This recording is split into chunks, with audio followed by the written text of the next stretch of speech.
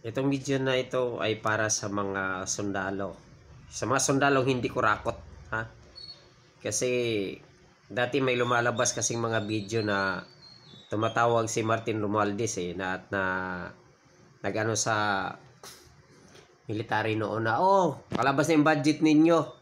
8 million plus 8 million, 8 billion plus 8 billion, di 16. Di ba malaki yun eh. So, sana ngayon, lumabas na yung retired marine na yon na si Orly.